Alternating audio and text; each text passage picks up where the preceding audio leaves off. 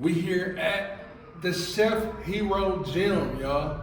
We about to get the interview in with the chef himself, so definitely check it out. Don't want to miss it. But yeah, Ryan's taking his time. He's doing it meticulously, which what you're supposed to do. Is what I've learned. A lot of the pros here, they get with somebody and they kind of throw them into the water. My couple fights, I don't have no manager, but I know business, and I'm just taking my time and only doing smart fights. So as soon as I get a fight offer, I hit up Timbo and I hit up Ryan. If both of them say green light, it's a go.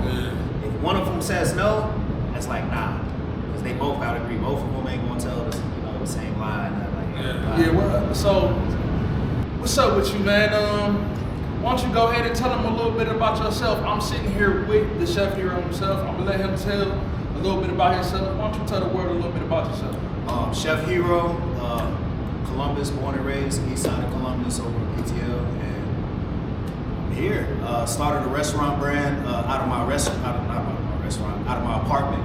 So I started selling dinners on Sundays while I was working at the post office, and then just kind of started making moves from there. Saved up, bought a little food truck, and then the brand just kind of took off that summer, and then just kind of taking steps forward from there. And then now we got a brick and mortar, and I'm randomly a professional boxer also. So Okay.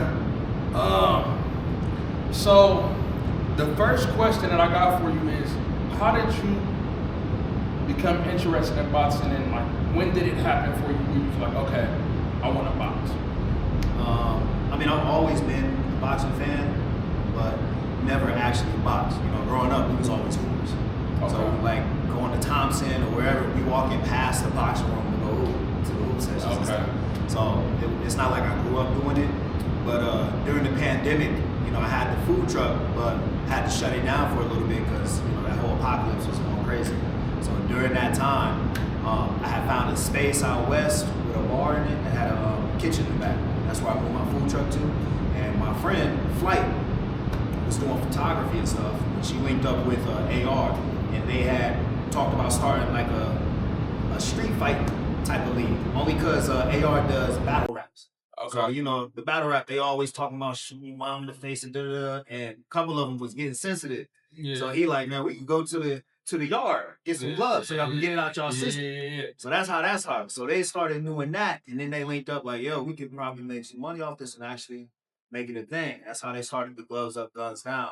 Okay. And they basically, one time, there was a car that was kind of low. I'm like, man, match me up with somebody. My sister had hopped on the car, so I'm like, man, she could do it. I hop on there. I got some hands. Let's get it. Started fighting, doing that. And then I was undefeated in that league. So I was kind of small, like a bootleg heavyweight, but I'm fighting all the heavyweights. Okay. Then from there, it's like I went undefeated. It's like, man, me and my friend fight again, talking again. And at this time, the local boxers was kind of throwing some shade because we was getting YouTube views and stuff. But that ain't no money, so I don't know why y'all even, hating on some clout. I'm like, man, you know what? I'll go pro. Keep talking. And then that's basically what it turned into. I just happened to start dropping. You know what I mean? So it really happened out the blue. Yeah, that's what's up, man. Especially coming from Columbus, definitely gotta ignore the haters. So definitely can appreciate hearing that. So my next question for you is, what is the most important aspect in boxing, in your opinion? Is defense, mindset? Like, what is it? Honestly, I say IQ. Like, so again, me, street fighting and stuff, I didn't come up boxing. Most of the high level boxers didn't start since 77. Okay. So they got all the fundamentals, they got everything, they got all the experience. I ain't have none of that. I mean, we used to fight growing up outside or at the club, something like that. Those are 17-second fights for somebody breaking it up. Yeah. You know what I mean? So when you actually in the ring, it's completely different. So I would say ring IQ, because I'm not the most talented. I'm not the most, fundamentally sound, but I got fight experience, just experience. Just being smart in the ring. So it's like I go in there with dudes that got more experience, that's faster than you, stronger than you, whatever. You still got to figure out what it means. So it don't matter on paper. Yeah, you're supposed to wash them. but I got better ring IQ than you, or I got a bigger dog than you. Like even my last fight, that dude was 14-1. Better boxer than me. Way better boxer. He was top 30. I had bigger dog than me. Yeah. Um, that's what's up, man. I mean, so what I'm basically hearing is like you just ain't scared. Like, you know what I mean? When they, like, so when basically when they talk trash to you, you like, I'm with it. Oh, yeah, I'm with us. I'm talking about either. It's like, whatever. Go on. Yeah, that's what's up. That's show. what's up. Have to show. That's what's up. So, what is some fighters out of Ohio that you have got to train with, or you know what I mean, may have fought? Like, man, me personally, like I said, coming from the street fighting thing, I basically with everybody. Like I go train at everybody's gym. So even Hill, he has a gym over there now. It's Jalen Hill, KJ, Product, just everybody. Boogeyman, Brandon, like Neil, Corn. This so many. Marati over at Thico. It's a lot of boxers. Even over at Ryan's gym too. Like it's a lot of fighters that I interact. Mostly everybody in the city for the most part. Well, to my knowledge, rocks with me. You know, unless it's something hidden thing that I don't know about. yeah, I think I'm friends with everybody. I think I'm cool. I think I've kind of like since we opened up this platform, I think I definitely have got to know all the about some Yeah, like once that's one. yeah, sure. So this is the question that I have got to ask. So my next question for you is, what happened in your last fight? Like, Bruh, I hit a lick. it was like, yeah, can you please explain that, man? Because So it's crazy. Because so Timbo's old. You feel me? So like I said, I don't take no fights unless Timbo. I go to Timbo first, and then I go to Ryan.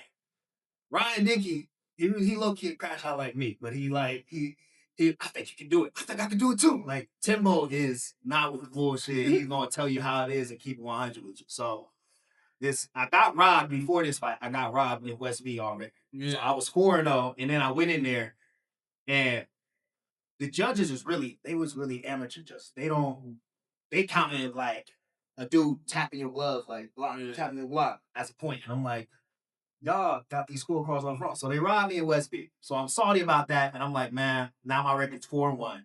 So I'm mad because I clearly won. So I'm like, all right, man. Just go on the street, win like 10 in a row.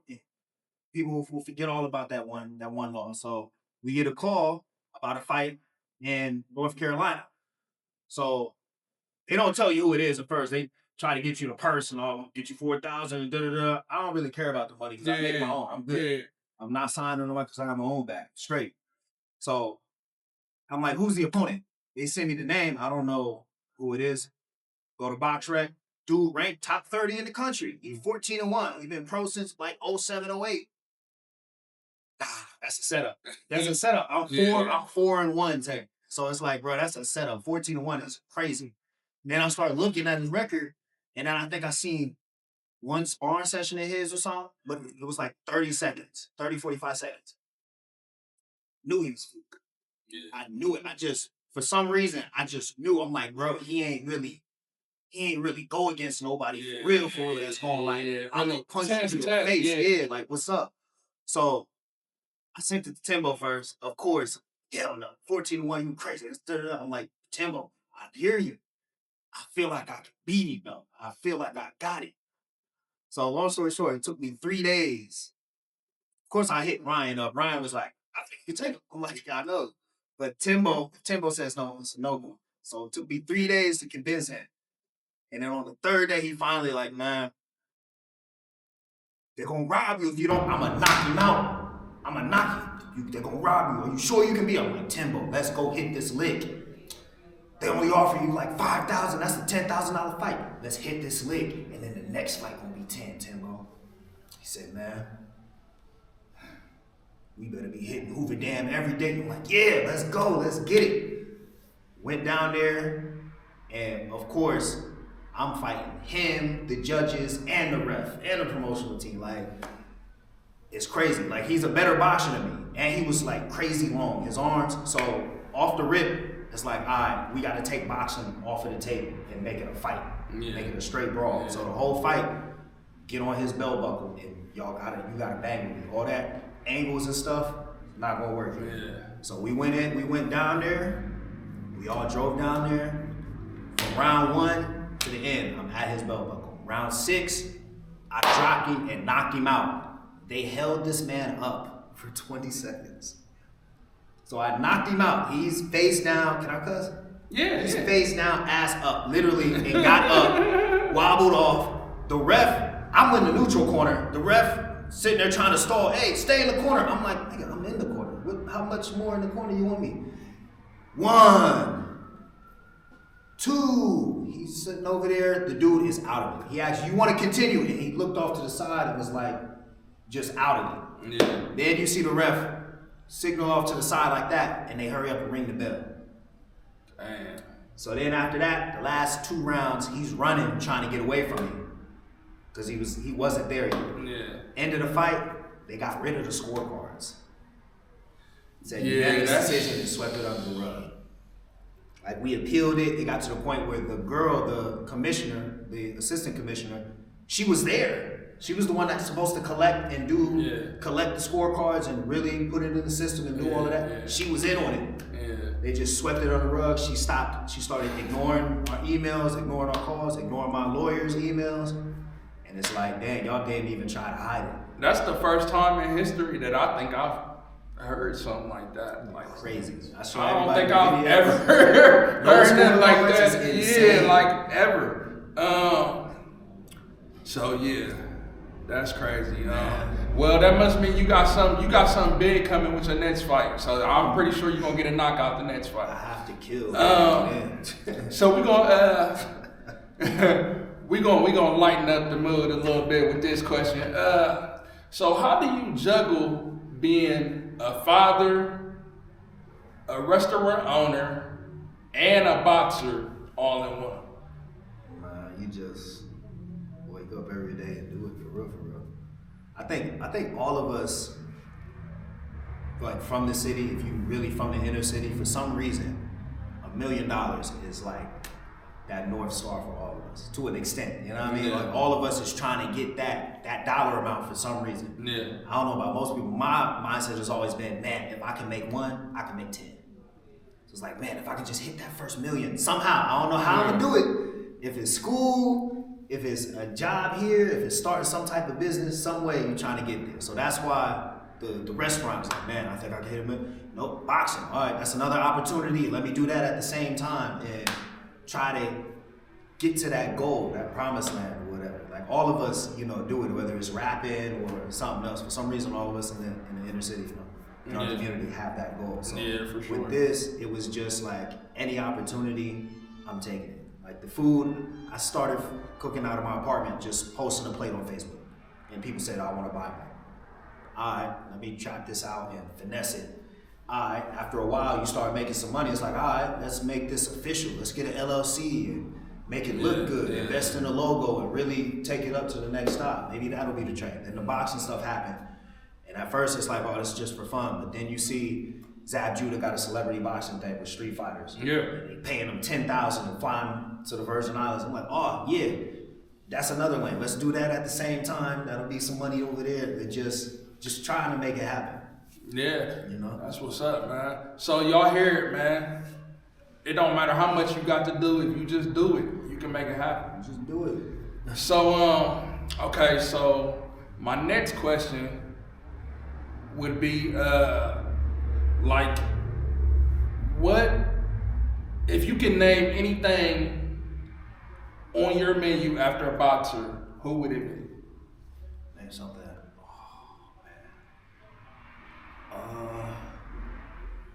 That's tricky. I don't know. All right, name a dish after a boxer. Let's go with the tacos. I'll name them after Bud, after Crawford. Okay. Because they weird. They switch over. You know what I mean? It's like they're not traditional. It's jerk meat with like cranberries in the rice, and then the sauce, and then tomatoes like all over the place. Bud is kind of the same. Switch fight. Okay. Yeah, I would have to agree, man. I ain't gonna lie, man. I'm a big fan. So, yeah, I definitely, I can agree. Bro, definitely be cooking it up all kind of different ways in there. That's what's up, man. Definitely salty about Bud retiring, but hopefully he come back. We'll see. Yeah, 200 million. So, what's next for you as far as your career and, you know what I mean, like the restaurant and everything that you got going on? Like, what's your next goals or plans? I mean, right now I'm like in a period where I'm trying to like figure it out. So, had a little downfall the last couple months. So it's like, man, I have to really unload everything, like tear everything down to the studs and restart. You know what I mean? So that's with the boxing after that last fight, gotta restart. Same with the restaurant. I'm actually selling the restaurant now so that I can go back to the food truck and literally restart from the stud. Cause it's like, man, where did I go wrong? You know what? Tear it all down. Let's start from the ground up and rebuild it. Okay. You know what I mean, take a step back so you can leap forward. Okay. We will be at that food truck. Yeah. Definitely. Right here in front. Definitely will be still tapped in with bro. So who is your favorite current boxer in Ohio? Current boxer in Ohio? Current.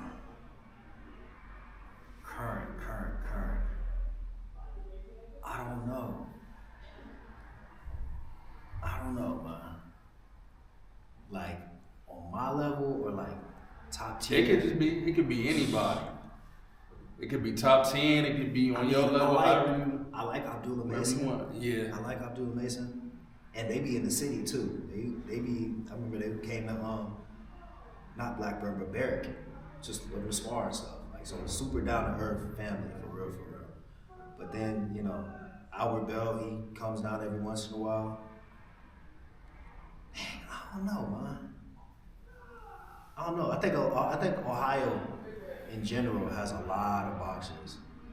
Like a lot of boxers. For some reason, we kind of slept on when it comes to boxing. Except for the boxing world. Boxing world knows that a lot of hitters come out of Columbus. Nah, for sure. I mean, they definitely come from everywhere. Yeah. I'm definitely trying to make sure I tap in with everybody now because it's so many and they growing new ones every day. So. Yeah. So my next question for you is, where were you when Buster knocked out Tyson? Probably bedtime or something like that. 97? I'm thinking, is that 97? 98? It was like 90. I'm tripping. 97, no, 90, yeah. I was probably like little man watching Power Rangers or something. Something like that. Yeah, I remember my parents talking about it though. Yeah, I ain't gonna lie, I was like 1 because I was born in 89. That's So, it. That's it. But everybody talk about it. So, my last and final question for you is, what does it mean to represent Ohio being a boxer? Like boxing is one of them sports where it's like you really getting it out the mud. Like it's not like basketball or football. It's literally a lone sport. It's you by yourself, and you got your training, and then your road work, and then you, your dog. That's it. Like so. I don't know, like a lot of younger kids be coming up to me. I see you fight, I want to start boxing and stuff. And it's like, it's something about knowing how to fight, like knowing that you can secure yourself just as a man, like, yo, I'm good wherever I go. Yeah. And that confidence kind of spills into the classroom or whatever else you got going on. And you know, like, I know I'm good wherever I go. So, you know, just even like that last fight, I wasn't supposed to take it, but he was the top 30 person. I felt like I got more dog than him. I felt like, man, I could put the city on the map with this one. Like, and then that'll bring some shine on everybody else, because I run with everybody. Man, we can all come up on this. Like, what's up? Like, I'm going to put everybody on the reel. I'm training at everybody's gym. everybody can get some of that shine. So that's basically what I've been doing it for. You know what I mean? Like, I'm in a position where I actually have a platform. So my boxing is getting elevated because of that. So it's like, yo, I have a responsibility to go ahead and share that with other people that have started when they was 7 and 8. They just ain't get that little, you just need one good look and you can take off. So it's like, all right, if I'm in a position right now to be seen with this boxing stuff, I'm gonna take it as far as I can and bring as many of us up with me. So that's what's up, man. You know what I mean? That's what the city need, man. You know what I mean? Unity, bro, for sure. So, I got a question for you, Hiro. Tell us about your programs that you run at the gym, and like, where can everybody get in touch with you to sign up and bring the kids and all that good stuff? Yeah, so Saturday mornings, we got a kids class. It's ages 5 and up. That's like a super beginner class too. So it's Saturday mornings, 11 to 12, what is that? 11 to noon, and we start from the fundamentals and everything. So, you know, if you bring the kid in here, I like to let people try it out first before they pay. Yeah, because your kids might not like it. Yeah. So that's on Saturday mornings, we got the kids classes. Then Monday, Wednesday, Friday, from about 7:30 to about 9:30, 10 o'clock, we got our advanced classes. That's people that's actually trying to either get in shape or really take this boxing stuff seriously. Okay. So that class, you know, I got a 13-year-old, 16-year-old, just got a new 24-year-old, and we just growing little by little, but we starting from the fundamentals, and I'm trying to develop them to the point where I can pass them off to either my coach Timbo or Ryan and get them into that program, get them farther there, because I can only teach you so much. You know what I mean? But I know fundamentals, I know the jab. Once I get you the basics, it's time to pass you up to somebody that can take you up to that next level. So Monday, Wednesday, Friday is that one. And then once the restaurant is done with this little transitional period, I'll have the gym open Monday through Sunday. Okay. All hours, private lessons, all women's classes, you know, self-defense classes, and just, you know, a lot of programs over there.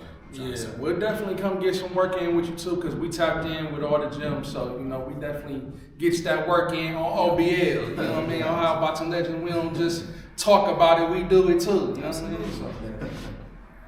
So. Where can they reach you at on the socials? What's your socials? Everything is under Chef Hiro. Chef Hiro, Chef.Hiro on Instagram, Chef Hiro Columbus on Facebook, TikTok. You can email the number 1, chefhiro@gmail.com, and or just pull up on me. It ain't hard to find. Yeah, nah, definitely, bro, be outside, so, yeah. You know, definitely tap in with them, you know what I mean? So, that wraps up this interview, y'all, you know what I mean? For OGB, the Chef Hiro, we out. How about some legends? Peace. Something that everybody fucks with, but it's like, as far as like the interviews, like motherfuckers got me kind of acting like they too good or something. Yeah, I know what you mean. Yep. Yeah, they feel like a lot of the boxers here feel like they've been doing this for so long, but the humility is like, dog, real talk. If we really want to be 100, Buster Douglas is the only person that can act stuck up. Everybody else is still grinding. Like, I don't know if you've seen, but that's my cousin. Buster? Yeah. I didn't know that. Yeah, that's my cousin.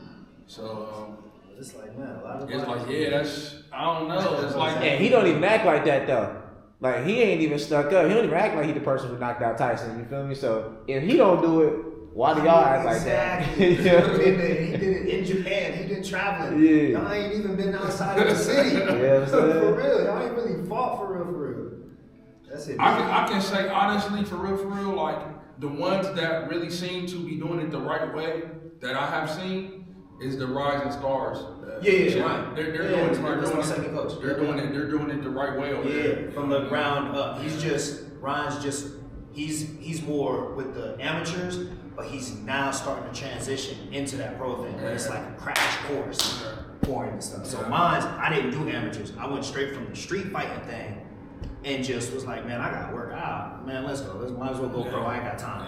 And just went pro. So my experience was like that crash course, but I already had it. Ryan is getting the crash course from like the coach and manager side. It's a whole different ball. Yeah, they running a good program over there. Yeah. I like the structure. Everything is structured. Everything is meticulous. And they're not from what I can see, like they really want their fighters to win. Yeah. And they not only is they coaching them the right way, but they getting them the right fights, and they're moving up. Like it ain't no just motherfuckers just fighting whoever. Like they trying to move up. Facts. That's my approach too with the pros though. So it's like, girl, I ain't got no amateur background, and I'm not signed under nobody. So it's literally Timbo and Ryan. It's the first two. Those are the only two that was rocking with me after the street fighting thing. Because I was humble enough to know, like, all right, the street fighting thing is just hands. All right, that's just outside, inside stuff. Yeah. The ring, nah, it's different. Yo, I called up Timbo first. Hey, I need help. I think I know Timbo too. Yeah, Timbo Blackburn. Yeah, My head coach right here. Yeah, my Timbo and Ryan. My two coaches. Okay, yeah, I definitely know. That's fair. I went to Timbo and then I called Ryan. Hey, I need help. Like I'll give you. Yeah, he see me. He's another one that's gonna be like, what's up?